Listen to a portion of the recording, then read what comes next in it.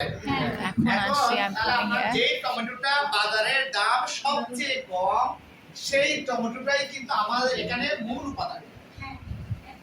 ঠিক আছে, তাই বলে কি ফসলটা নিয়ে আসবেন না, যেটা আঘাতপ্রাপ্ত সেটা নিয়ে আসবেন সেটা না, যেটা নিয়ে আসবেন সেটা হচ্ছে কি যেটা একদম টক টকে লাল কালারের টমেটোটা, তাই না, যেটা বাজারে সবচেয়ে দাম কম। এরকম হতে পারে আমি যে বাল্ক অ্যামাউন্টে নিই প্রতি কেজির দাম 4 টাকা পড়বে, প্রতি কেজির দাম কত টাকা পড়বে? 4 টাকা 5 টাকা। আমরা যখন বাল্ক অ্যামাউন্টে করতে যাব তখন আমরা অনেক সময় ক্ষেত কিনে ফেলবো, কারণ আপনি বলছেন যে ভাই ওই ক্ষেত পাবেন আপনি বিশ্বাসই করবেন না যে এই ফটিকছড়ির এই অংশ জায়গা থেকে এদিকে যতই যাবেন এক একটা টমেটোর ক্ষেত হচ্ছে কি 8-10 কানি, কাঁকরোল ক্ষেত হচ্ছে কি 1 একর, 1 একর বুঝেন তো 20 ঘন্টা 20 কানি বা 20 ঘন্টা বুঝতে পারছি। 100 শতক একজন একটা কাঁকরোল ক্ষেত করে। মানে আমরা যখন সিরিয়ালে দেখি বা শহরে দেখি, ঢাকা শহরে দেখি, এখানে কোথাও জায়গা নেই, এখানে এত ফসল এত সবজি আসলে কোথায় দেখি। আপনি যখন এদিকে ঘুরবেন তখন আল্লাহ যা আছে একজন এটা নিদর্শন আপনি দেখতে পাবেন কি পরিমাণ ফসল এখানে হয়। এবং এই টমেটো গুলো গ্রাহক ডিমান্ড না থাকার কারণে আমাদের কৃষক ভাই বোনেরা মাঠ থেকে ফসল হারভেস্ট করে না, তুলে না। কেন? কারণ এটা তুলে বাজারে নিয়ে গেলে এই যে বাজার নিয়ে যেতে গাড়ি ভাড়া এবং তোলার জন্য মানুষের যে কস্ট সেটাই সে পায় না। বুঝতে পারছি? তাহলে সেই টমেটোটা হচ্ছে আমার র ম্যাটেরিয়াল। তাহলে র ম্যাটেরিয়াল আমার দেশে আছে, আমাকে বিদেশের দিকে দেখে থাকার দরকার আছে না। আমার উত্তরবঙ্গ থেকে আনার দরকার নেই, আমার এখানেই আছে, এই চিটাগাং আমি ভেলতেই আছে। স্যার আমার একটা প্রশ্ন আছে, আমি এটা কিছুক্ষণ আগে আমাদের স্যারকেও করছিলাম, বাট আমার প্রশ্নটা হচ্ছে আমি দেখলাম যে নেদারল্যান্ডে, আমি কানাডাতে একটা আমার ছাদ বাগান আছে, ছাদ বাগানে আমি ছোটোখাটোভাবে একটা স্পেস করছি, সেখানে আমি কাজ করতেছি। তা আমি কানাডাতে একটা কোর্স করছিলাম এই ছাদ বাগানের বেসের উপরে। তারা যেটা করতেছে সেটা হচ্ছে তারা মেডিসিন দিচ্ছে গ্রিন হাউস এর ভেতরে, বিভিন্ন টাইপসের সিডসের মধ্যে তারা মেডিসিন দিয়ে প্রক্রিয়াজাত করতেছে। এখন আমার প্রশ্নটা হচ্ছে এখানে যে যেখানে তারা মেডিসিন দিয়ে বা প্রক্রিয়াজাত সিস্টেমটা তাদের অন্যরকম ডিফারেন্ট করতে পারছে, আমরা কেন এতটা পিছিয়ে আছি? এক। দ্বিতীয়ত হচ্ছে নেদারল্যান্ড একটা কৃষি বেসড কান্ট্রি, সে তার প্রোডাক্ট খুবই কম, কিন্তু সে এত বেশি সারা ওয়ার্ল্ডে তারা কৃষি পণ্যকে মানে প্রচার করতে পারছে, যেটা আমাদের তুলনায় আমি যখন তাদের প্রোডাক্ট দেখলাম অনেক কম। এখন সে উন্নত একটা দেশে পরিণত হয়েছে। দুটো প্রশ্ন, একটা হচ্ছে কি ওই সকল দেশে যেখানে গ্রিন হাউসের মধ্যে উৎপাদন করছে সেখানে বিভিন্ন ধরনের রাসায়নিক পদার্থ ইউজ করতেছে এবং ইউজ করার ফলে ওদের কি মানে প্রোডাকশনটা বেশি হচ্ছে? জি স্যার। তাই সেটা কি আমাদের এখানে হচ্ছে না, এরকম মনে হচ্ছে আপনার? এরকম আছে মানে এটার এই ধরনের কোনো কিছু আমাকে করতে পারছি না আসলে। এই আপনি তো নেদারল্যান্ড গেছেন, কানাডা গেছেন নাকি? আমি এখান থেকেই করছি, আমাদের সিলেক্টেড হয়ে করছি এখান থেকে। আমি একটু করে বলি, আসলে আমরা 4টা বাজতে ছেড়ে দিব। এই যে আমার ইমিডিয়েট ছোট, মানে আমার 3-4 বছরের ছোট আমার ভাই এবং তার ওয়াইফ বাচ্চা সহ তারা ইউকেতে থাকে। এখন তারা প্রথম 1 বছর ওখানে প্রায় সময় অসুস্থ থাকতো। আচ্ছা, প্রায় সময় অসুস্থ থাকতো। তাহলে আমরা গতকালকে আপনি একটা কথা বলছেন না, আপনি বলছেন মনে হয় অভিযোজন একটা শব্দ আছে, তাই না? ওখানে হচ্ছে কি ওই অঞ্চলটা আছে ঠান্ডা অঞ্চল, ওদের ওখানে -10 ডিগ্রি চলে যায়, 15 ডিগ্রি পর্যন্ত হয়। স্বাভাবিক যখন 7 ডিগ্রি হয়, আমাদের এখানে যখন প্রচুর শীতকাল, কোনো কিছুই আমরা সহ্য করতে পারছি না, তখন কত ডিগ্রি একবার নামছে? 7 ডিগ্রি বাংলাদেশে। আর ওদের ওখানে একটা গ্রীষ্মকাল, স্বাভাবিক অবস্থা 7 ডিগ্রিতে।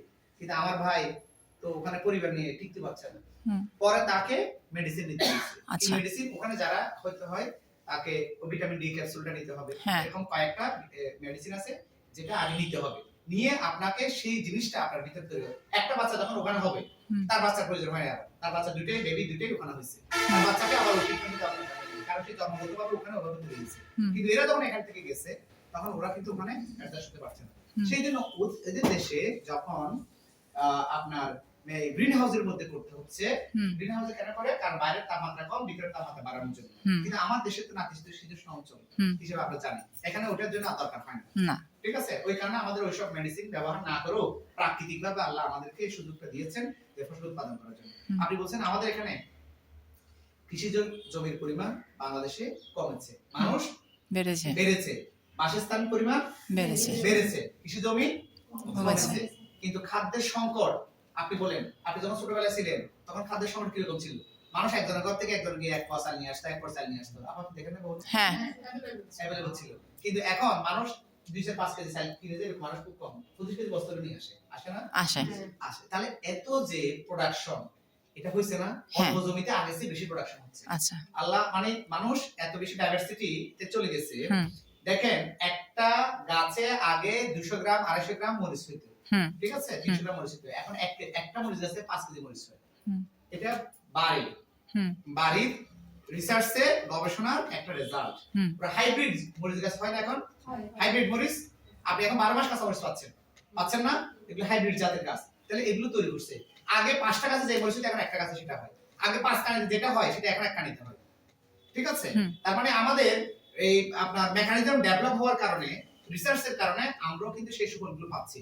তবে সেটা আবহাওয়া এবং জলবায়ুর কারণে এক এক দেশের সিস্টেমটা এক এক রকম। এক এক রকম আচ্ছা ওই সব দেশের সিস্টেম একরকম, এই সব দেশের সিস্টেম আরেক রকম। এটা জলবায়ুর উপর ডিপেন্ড করে।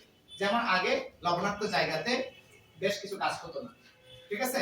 এখন লবণাক্ত সহনশীল চারা উৎপাদন করা হয়েছে। হুম। মরিচ গাছ লবণাক্ত জায়গায় হবে, ঠিক আছে? হুম। আপনার অন্যান্য সকল গাছ এখন আপনার এই যে আমরা সন্দ্বীপ, আমি সন্দ্বীপ হচ্ছিলাম 3 বছর, হুম। তাহলে দায়িত্ব পালন করছি। সন্দ্বীপে লবণাক্ত জায়গা, চারপাশে লবণ, হুম। ঠিক আছে? ওখানে এখন কি হচ্ছে, বিভিন্ন এখানে যা হচ্ছে, এখানে আপনার পাতাকপি এখানে হচ্ছে, ফুলকপি এখানে হচ্ছে, এটা ওখানেও হচ্ছে, কিন্তু ভ্যারাইটি ভিন্ন। এখানকার ভ্যারাইটি আর ওখানকার ভ্যারাইটির মধ্যে ডিফারেন্স আছে। ওটা হচ্ছে কি লবণাক্ত সহিষ্ণু গাছ, আর এখানে হচ্ছে মিঠা পানির সহিষ্ণু গাছ এখানে আছে, ঠিক আচ্ছা আছে? হুম আচ্ছা, আপনি সারা বছর বেগুন কেন পান জানেন?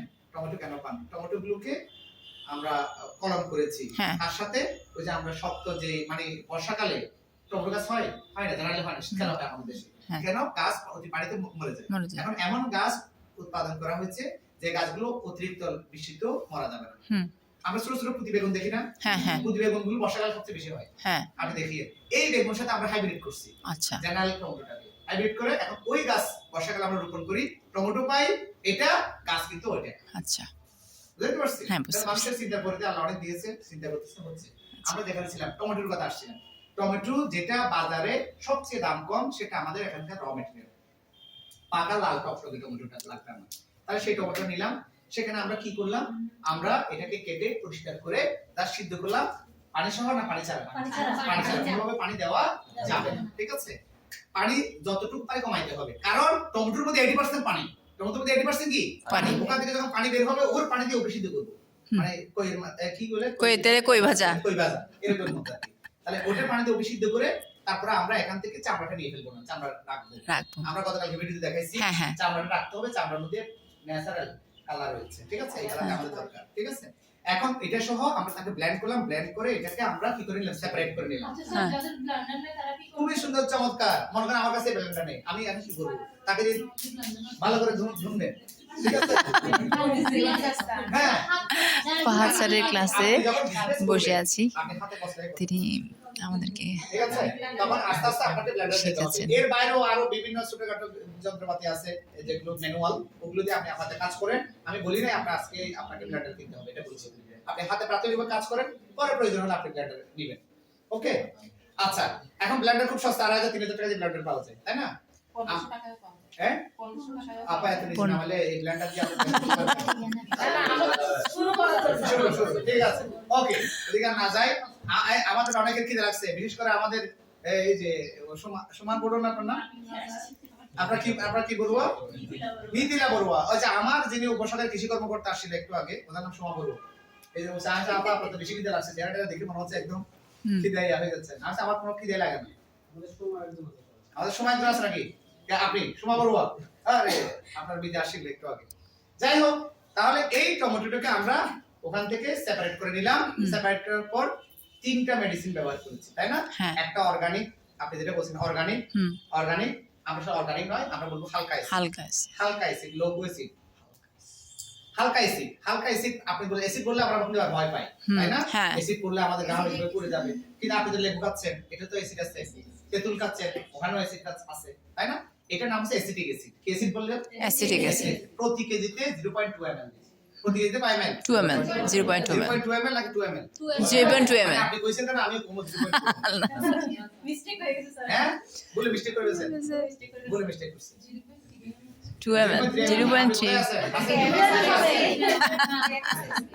আচ্ছা আমরা প্রতি কেজিতে 2 ml ব্যবহার করব প্রতি কেজিতে কত ml 2 ml 2 ml ব্যবহার করব 2 ml পরিমাপ করার জন্য নিশ্চিতভাবে আপনি একটা পাত্র পাবেন না বাচ্চাদের কোটাটা দিয়ে আপনি করে দিতে পারবেন খুবই সুন্দর চমৎকার এরপরে দুইটা লবণ ব্যবহার করতে হবে একটু লবণ কিন্তু বাজারে এটা লবণ হিসেবে পরিচিত নয় বাজারে এটা এসবি পাউডার হিসেবে পরিচিত সোডিয়াম বেঞ্জামিন ঠিক আছে আচ্ছা সোডিয়াম বেঞ্জয়েটটা আমরা ব্যবহার করব এখানে হচ্ছে কি প্রতি কেজিতে 0.3 গ্রাম 0.3 গ্রাম আবার এটা মাপতে গেলে আপনি আশেপাশে কোনো স্কেল পাবেন না ঠিক আছে এই স্কেলের জন্য আবার সরকার তোমার যাওয়া লাগবে ভাই আপনার স্কেলটা যেন আমি একটু এরকম করা যাবে না সেজন্য আমরা বলছি বাচ্চাদের ওষুধ খাওয়ার 5 ml চামচের সমান করে নিয়ে এক চামচের 4 ভাগের 1 ভাগ এক চামচের 4 ভাগের 1 ভাগ করলে আমাদের মোটামুটি কাছাকাছি চলে যায় ঠিক আছে ওটা জন্য আর স্কেল দরকার নেই আর না হলে ওটা জন্য স্কেল কিনতে হবে 1000 টাকা দিয়ে আমি একটা কিনছি এখন আমি মেপে বলতেছি আপনাকে যদি এইভাবে করলে চলবে ঠিক আছে এরপরে আসছে পটাশিয়াম মেটাবাইসালফাইড ঠিক আছে কেএমএস ইউজ করব এই কেএমএস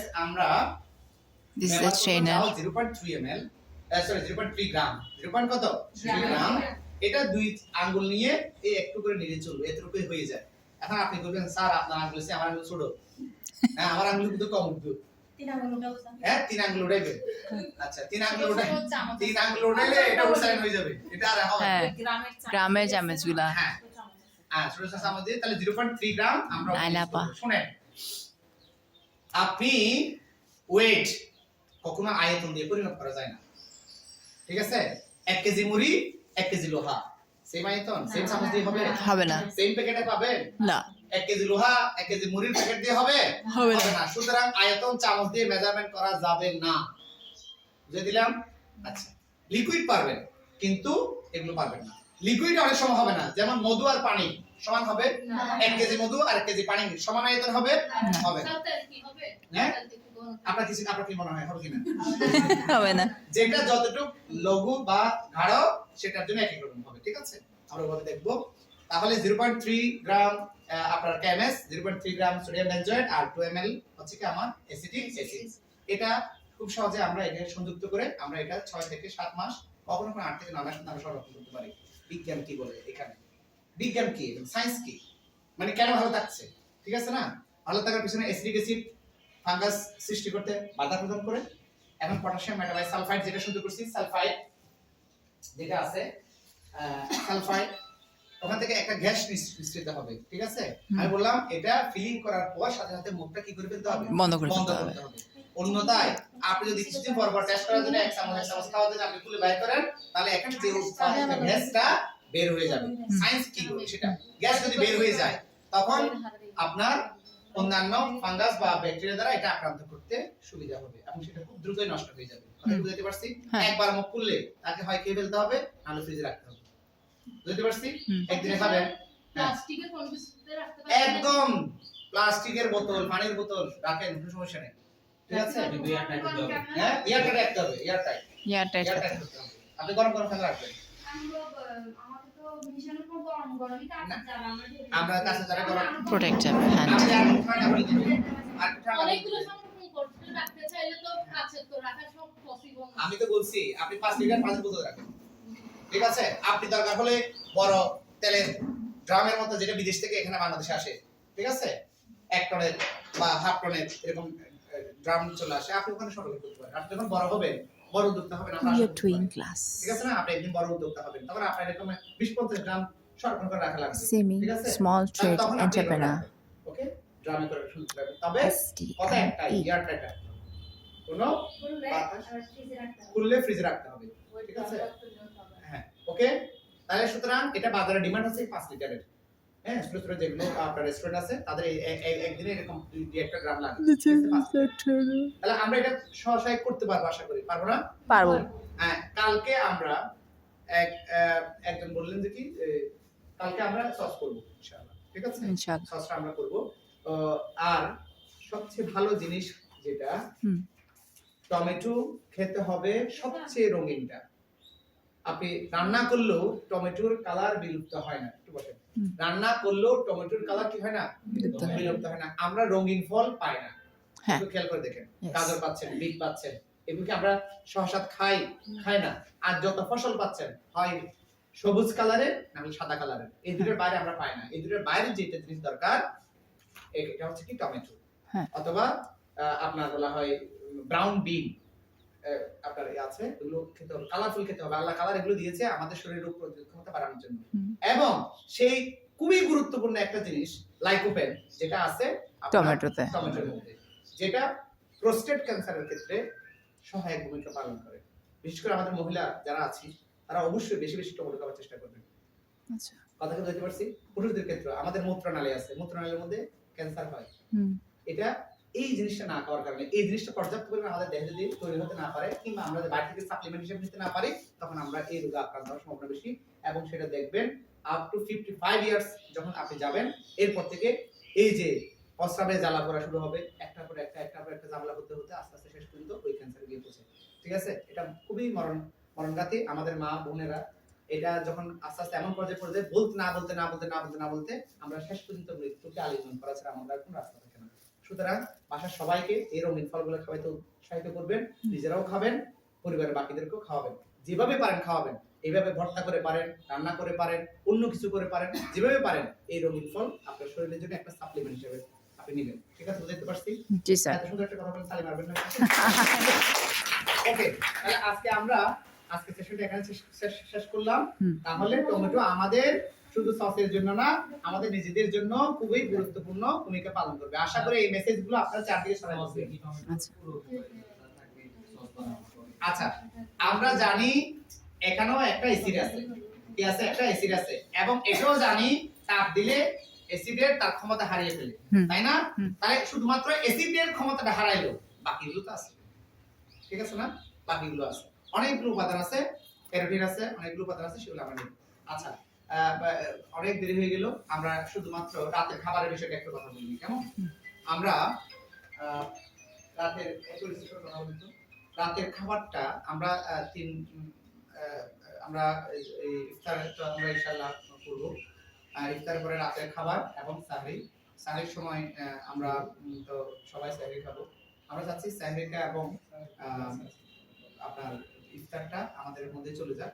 আর যেটা রাতের খাবার খাবো আমরা, সেখানে আসলে এটা খুবই মেহমানকে ডেকে এনে আবার এরকম কথা বলা, এখন আমি কথা বলতে বাধ্য হয়ে যাই, কিছু করার থাকে না। এখানে আপনাদের যদি একটা কন্ট্রিবিউশন থাকে, তাহলে আপনাদের আর বাইরে যাওয়ার কোনো দরকার পড়বে না। ঠিক আছে? আর আপনারা যদি ইফতারের পরে এখানে যে ইয়াটা থাকে, এর মধ্যে চাটা নিজেদের মতো করে খাবেন। এখানে অ্যারেঞ্জমেন্ট করাটা আমাদের জন্য একটু টাফ হয়ে যাচ্ছে। ঠিক আছে? এটা এখানে অ্যাড করা যাচ্ছে না। ওকে, ওটা নিজেরা একটু ইফতার করে আপনারা বাইরে একটু হাঁটবেন, এখানে যাবেন। অনেকে চিনেন আমাদের পাশে, এখানে সুন্দর সুন্দর গরুর দুধের চা পাওয়া যায়, আপনাদের খেতে পারবেন। আশা করি আমাদের অপারগতাকে ক্ষমা সুন্দর দৃষ্টিতে দেখবেন। ঠিক আছে? আরেকটা বিষয়, রাতের খাবারটা আমরা কিভাবে অর্গানাইজ করতে পারি। ঠিক আছে? এখন রাতের খাবারটা আপনারা যদি পরামর্শ দেন, আপনারা একটু চিন্তা করতে পারেন, অথবা আপনারা বলবেন যে কি না, আমরা এভাবে হলে আমাদের একটা খরচ হয়, যে মনে করেন সেটা একবেলা খাবার অ্যারেঞ্জমেন্ট করতে প্রায় 150 টাকা খরচ হয়, কম একদম ফেলে দিলে এটা হবে, এটুকু যায় আমাদের। তাহলে সেক্ষেত্রে আপনাদের কাছ থেকে আমরা পরামর্শ নিতে পারি, এবং আমরা কিছু ওই নাস্তার এখান থেকে, যেটা হচ্ছে এখান থেকে আমরা মনে করেন 10-12 টাকা বা 15 টাকা আমরা এখান থেকে সেভ করে আমরা এখানে অ্যাড করলাম, আমরা দিলাম কিছু আর আপনারা দিলেন কিছু। এভাবে করে করলে আসলে আপনাদের কষ্টটা কম হবে আর আমাদের যাত্রাটা সুন্দর হবে। আপনারা কি বলেন? রাতের খাবারটা সিম্বলের উপর করলে হ্যাঁ, একটা ডিম এবং সবজি, এভাবে করলে কি 150 টাকা খরচ হবে? না, একটা ডিম একটা সবজি, এটা প্রতিদিন তার খাওয়া যাবে না। তা হবে না, আমরা স্যার হ্যাঁ, বলেন। আমরা যেমন ইফতারের পর আর কিছু খাই না, একবারে সেহরি খাই না, একবারে সেরি খাইয়েন না, মাঝখানে কিছু খাইয়েন না, ওটা তো অভ্যাসই নাই। এখন জোর করে কি? আচ্ছা, না জোর করে না, তাহলে আমরা কয়জন খাবো কিনা? আচ্ছা, তাহলে আমরা এটা বলতে হবে আমরা কতদিনের জন্য অ্যারেঞ্জমেন্ট করব, এটাও তো একটা বলার বিষয় আছে, তাই না? যারা খাবে না তারা আপনি তো খাবেন না, বলছেন না উনি নষ্ট হয়ে খাবেন যায়। না। আচ্ছা, না ওটা না, যারা খাবেন তাদের জন্য যদি